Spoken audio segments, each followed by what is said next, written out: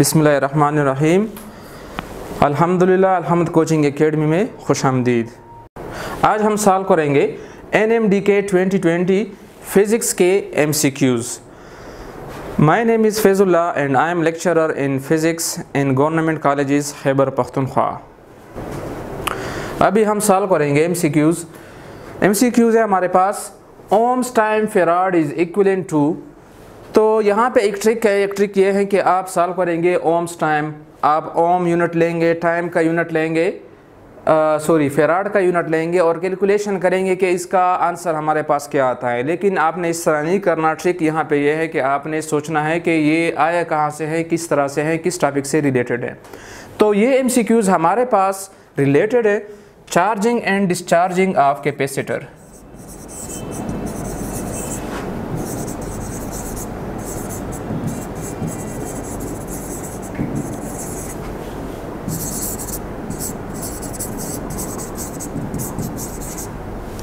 Charging या discharging में आप लोगों ने इक्वेशंस डिराइव की थी चार्जिंग के लिए और डिस्चार्जिंग के लिए।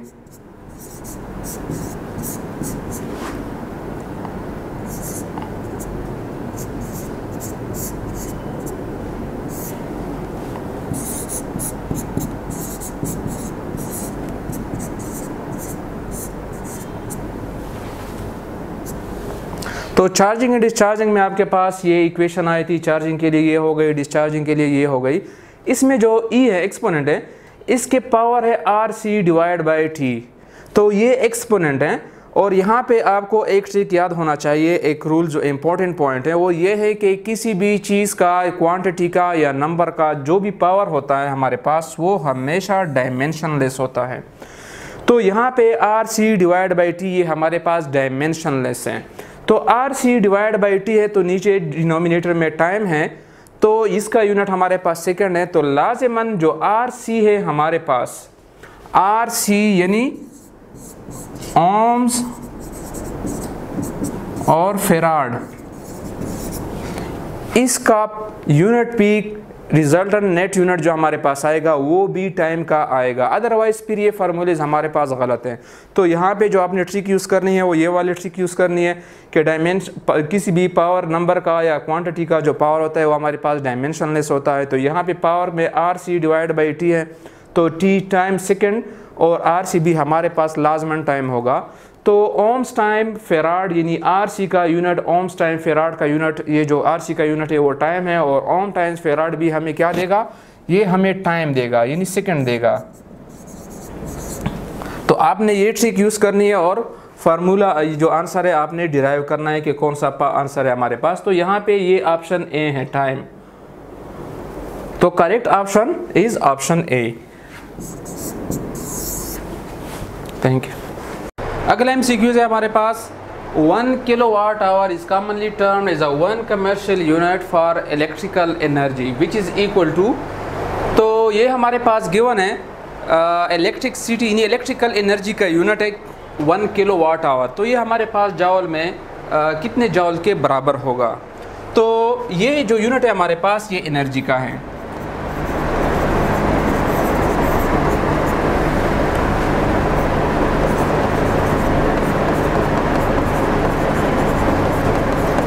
1 किलोवाट आवर।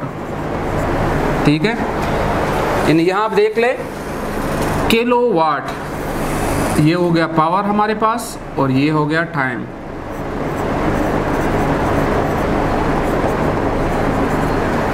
यानी एनर्जी का फार्मूला जैसा कि हमें पता है E is equal to power multiply time.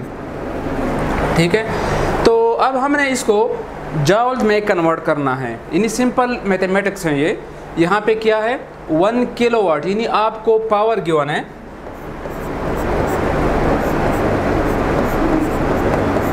1 kilowatt, यानी 10 टू पावर 3 वाट, और टाइम गिवन है T is equal to 1 hour, यानी 3600 सेकेंड्स। ठीक है, तो इस फार्मूले में आप पावर की वैल्यू पुट, P और टाइम दोनों की वैल्यूज पुट कर दें।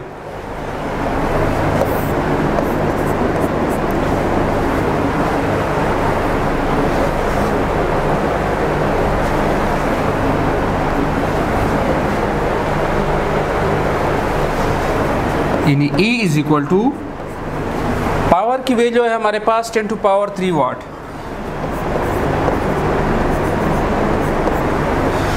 और टाइम की वैल्यू है 3600 सेकेंड्स।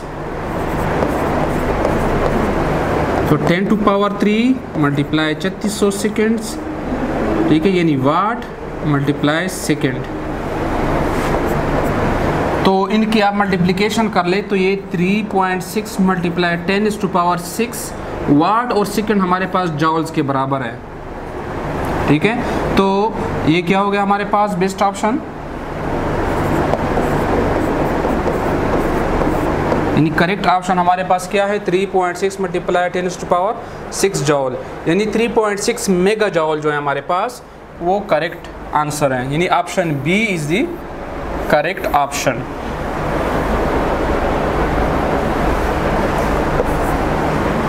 Thank you.